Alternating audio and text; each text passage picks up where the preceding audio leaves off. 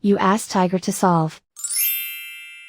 This deals with linear equations with one unknown. The final result is c equals 4. Let's solve it step by step. Group all constants on the right side of the equation. Add 1 to both sides. Simplify the arithmetic.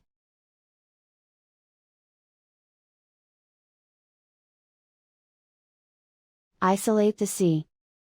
Multiply both sides by 2. Group like terms. Multiply the coefficients. Simplify the fraction. Simplify the arithmetic. And so the final result is c equals 4.